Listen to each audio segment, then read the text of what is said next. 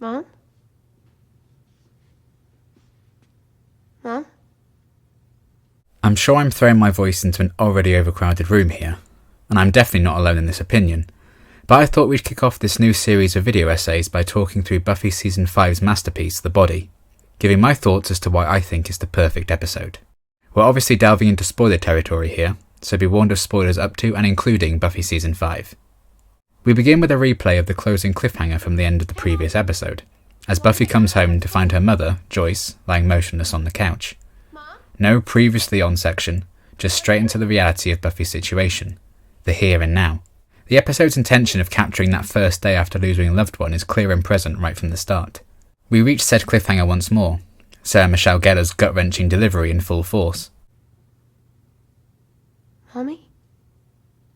It's a harsh reminder that despite her responsibilities and power, Buffy's still so young and needs help from others. Her scuba gang of friends are a reason why she survived as a Slayer for this long. We wait with bated breath to see what happens next, and... opening titles, keeping our suspense up for as long as possible, even to the extent of making the next scene a Christmassy flashback that pushes our desperation to its limits. The flashback almost feels out of place in the episode, tonally very different, unimportant on the surface, and soundtracked with Christmas music, unlike the complete lack of music in the rest of the episode. This absence of music allows the situation to feel as real for the characters as it could be for us watching, making this scene a sweet escape from the episode's reality. It serves many purposes. On a very real level, allows for all the on-screen credits to show up so they're not drawing any focus away from the following scene with Buffy. It also gives a slight reprieve for anyone rewatching the episode.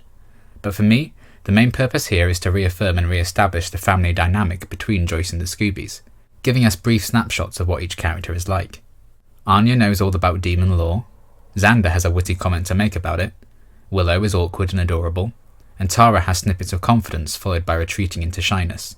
Seeing the gang in normal times at the start of the episode makes it even easier to show the audience how they're affected by Joyce's passing in the following scenes. Some qualities that go unchanged are also highlighted here. Tara offers comfort to Willow, which he later goes on to do in the present day with her and a few others. This is also the only scene of the episode to feature Joyce as she truly was. We later only see her in visions that aren't real. The rest of the episode doesn't feature Joyce, but the titular The Body. The episode is about Joyce's absence and its impact on her loved ones rather than Joyce herself. The scene also ties into some grander themes of the show and Season 5 in particular. I live to torment you. Is that so wrong? A daughter's duty, I suppose. Buffy remarks on what she lives to do, and her daughter's duty goes further than most, as she has a duty to being the Slayer, all building to her decision at the end of the season. This is the work that I have to do. There's awful irony in Buffy living to torment Joyce in an episode about the latter's death. Without Joyce to torment, what does Buffy live to do?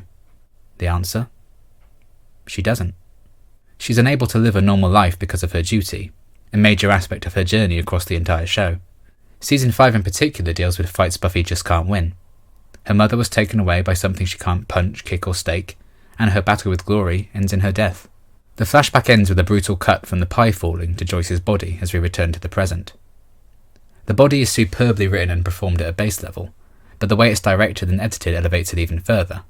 Cuts like this being an example. From past to present, from dream to reality. It's used again during Buffy's vision of what could have been, back to the harsh reality that Joyce really is gone. The extended sequence of Buffy trying to revive Joyce and calling for help is done without cuts, allowing us to feel like we're living in this situation with Buffy. The cast are always great, and all bring their A-game to this episode in particular, but Sarah Michelle Gellar truly is astonishing here. How she didn't get any awards for her performance is insane. A huge shout out should also go to Christine Sutherland. No matter what you thought of Joyce as a character and as a mother, Christine's performance was always great, and the fact that she played Joyce's body herself to aid the actors and make it feel real for them couldn't have been an easy task. This whole sequence doesn't pull its punches as Buffy slowly comes to accept her situation. Her disillusion surrounding her mother's death shown through the fading voice of the woman on the phone. She's cold. The body is cold. No, my mom. That pause might be the single most painful second in any episode of anything ever. I love the detail of Buffy fixing Joyce's skirt as the paramedics arrive to spare her any embarrassment she can't even feel. It's very telling of Buffy's care and lack of priority in her current state of not really accepting what's going on.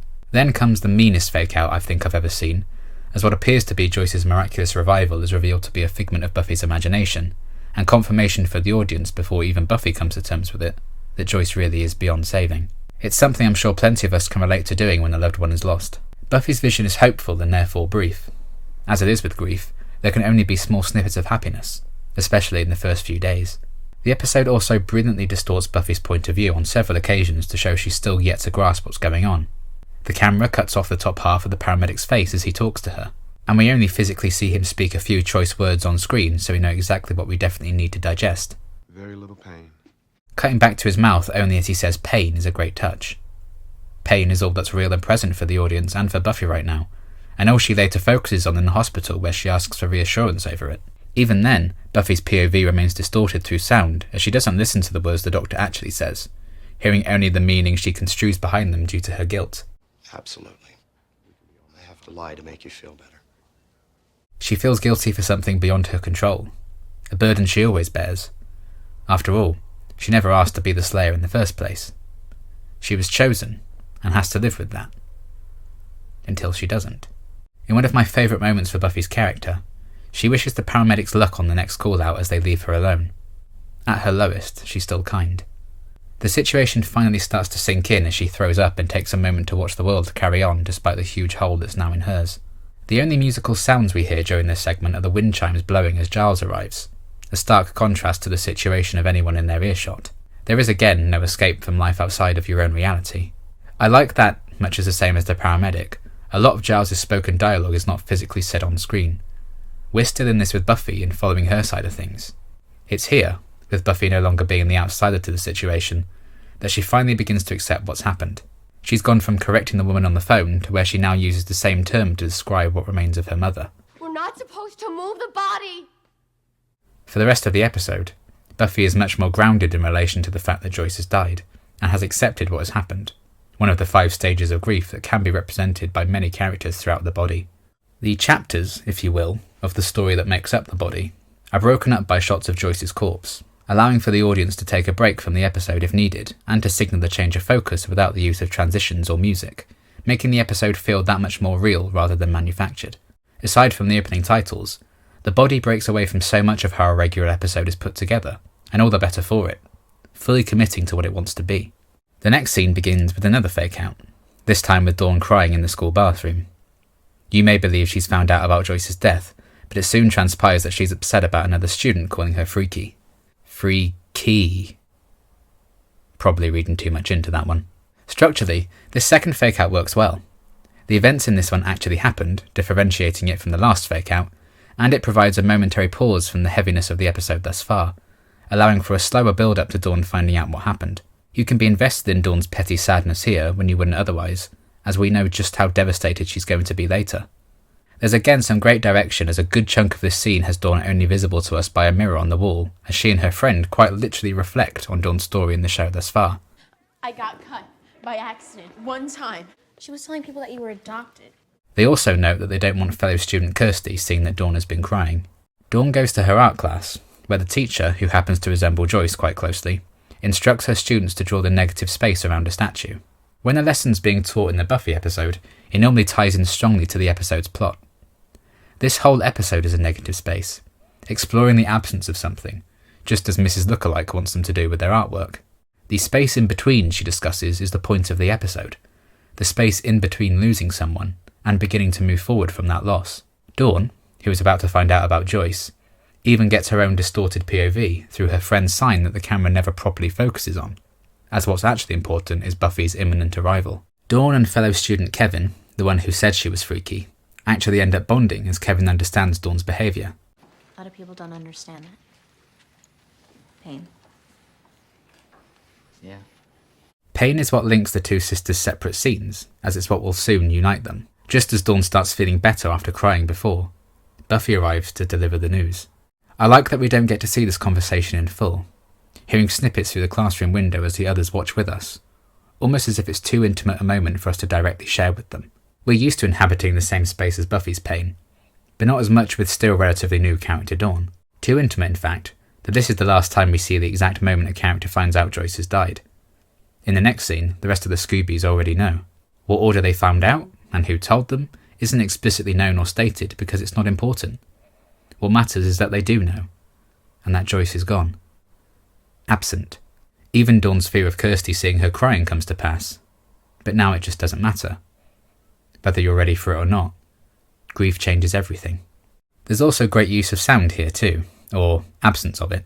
Sound is distorted through the glass as it's not our place to hear Buffy and Dawn's conversation, and the lack of music throughout the episode is especially explicit here. The only soundtrack, as these situations often have, is tears. The camera pans back over to Dawn's art, showing us what she thought an absence of something looked like, while in the background, she's learning what it feels like. The idea of the audience not being allowed into an intimate space is then challenged by the shot of Joyce's body having clothes cut off, giving us back the choice as to whether or not we look away and decide to exclude ourselves from what very much feels like something we shouldn't be present for. The next section focuses on the remaining Scoobies. Xander and Anya are driving to Willow and Tara's campus as the latter two wait for their arrival. There's some nice setup for a rare moment of levity as Xander shrugs off the notion of getting a parking ticket. His worries are elsewhere given the circumstances. Willow, meanwhile, struggles to find something she deems suitable to wear at the hospital in an incredibly relatable reaction. Tara's knowledge of what some colours represent shows her insightfulness, while Willow breaks down as she overthinks her choice of clothing, shifting priorities to avoid thinking about the actual situation, and getting upset that she can't find the blue sweater that Joyce liked. When Alison Hannigan cries, I cry. She's incredible in this scene, and perfectly balanced with the strength and calmness Amber Benson brings to Tara, culminating in the pair's first on-screen kiss. Structurally, this again works very well for me. Our reward for being excluded from an intimate moment, then almost forced into watching one, is now to be included in one that feels long overdue and hopeful. Just as Tara offered comfort to Willow in the flashback, she's able to support and ground her here so that Willow in turn can be strong for others, wavering slightly at the thought of Dawn's reaction. I love that Xander goes through a similar realisation himself. God. And it makes sense to have such a delayed response since Dawn is very much a little afterthought implanted in their memories by the monks.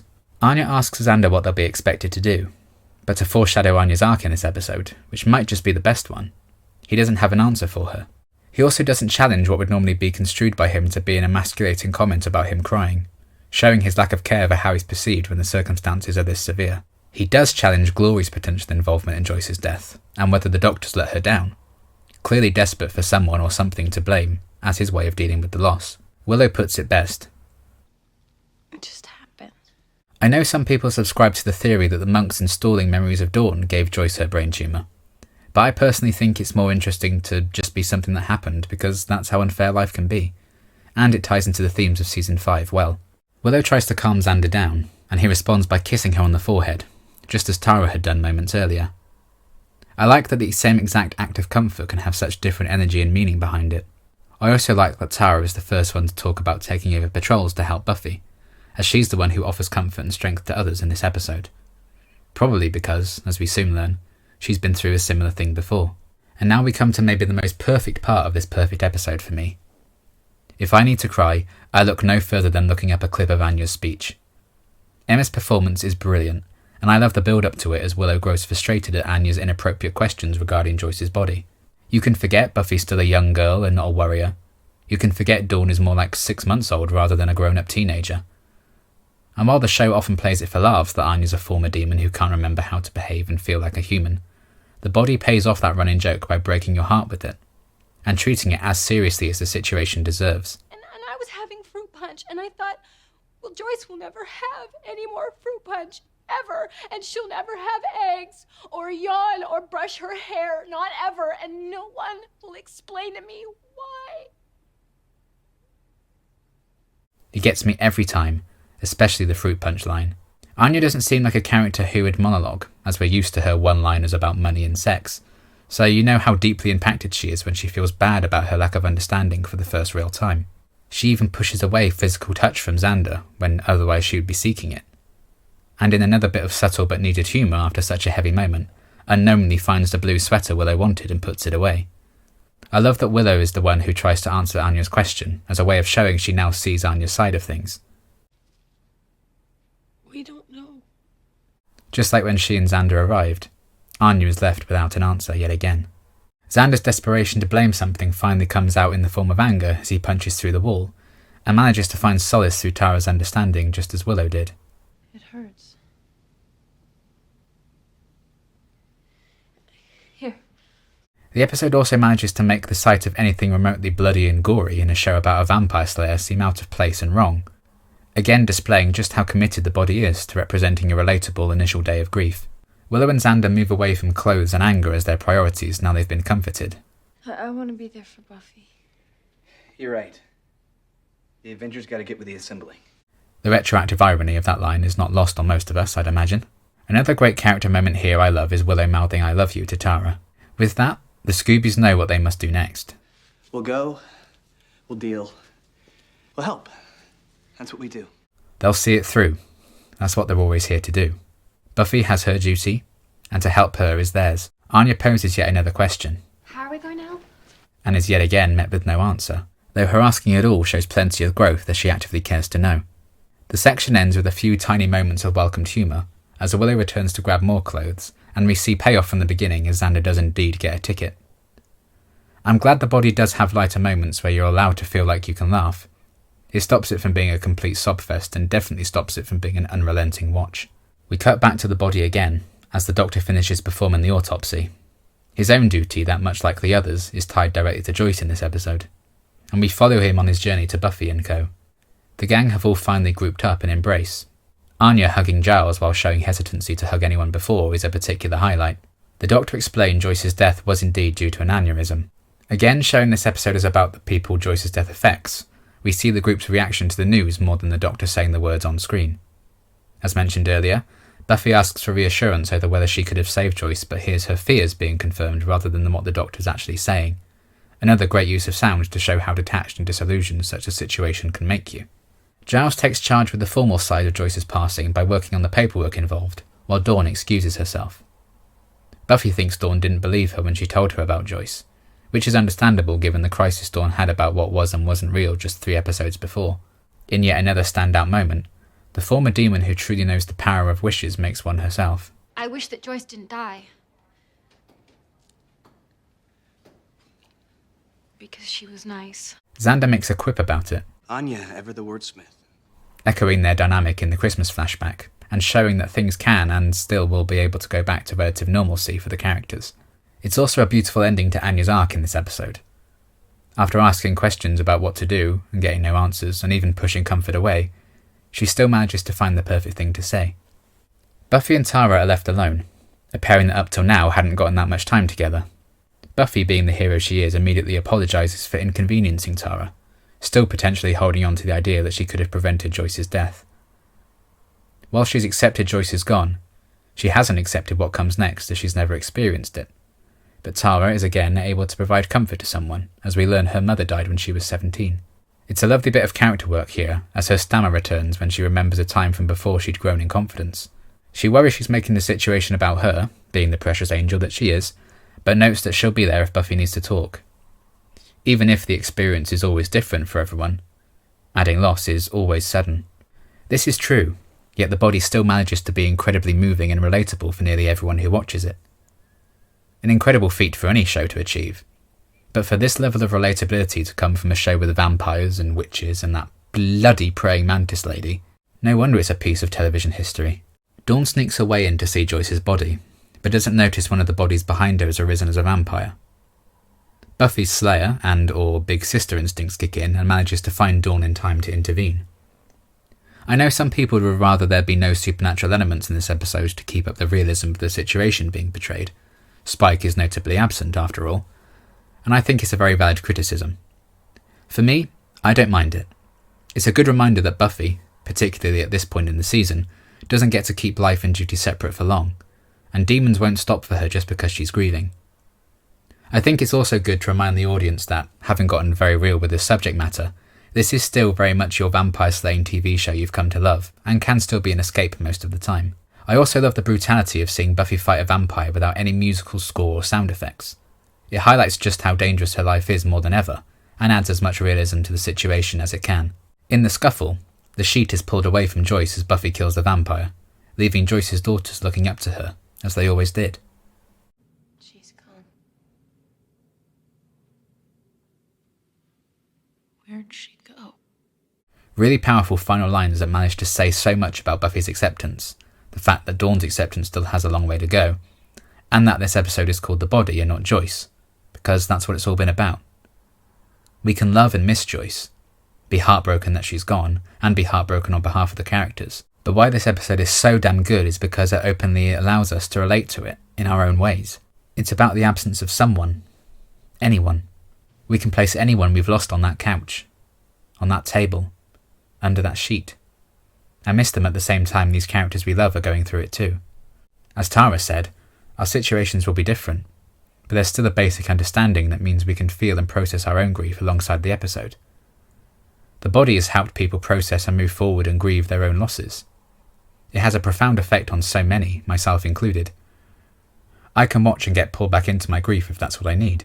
The body can make me feel sad if I need it to. It can be cathartic if I need it to. How wonderfully, morbidly, heartbreakingly brilliant that one of Buffy's most famous and talked about deaths is from natural causes.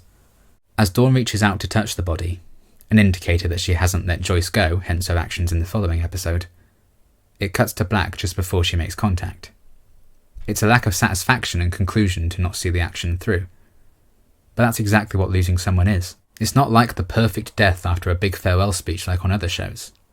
It's not always redeeming yourself and bowing out as a hero. Sometimes, death just happens. The body confidently and brilliantly showcases that without fear. It showed us what does and doesn't matter for these characters as they go through this, in a way that lets us decide what matters to us. Someone we love is gone, and those who are left behind are the ones who very much have to live with it. This episode captures that in a way no other has or probably ever will again. It's a hard watch, but I feel privileged to have gone through it. I wouldn't change a thing about the body. It's a perfect episode of a sublime show, full of performance, direction, and editing choices that capture lightning in a bottle. Buffy the character may save people every episode, but Buffy the show saved people when they made the body.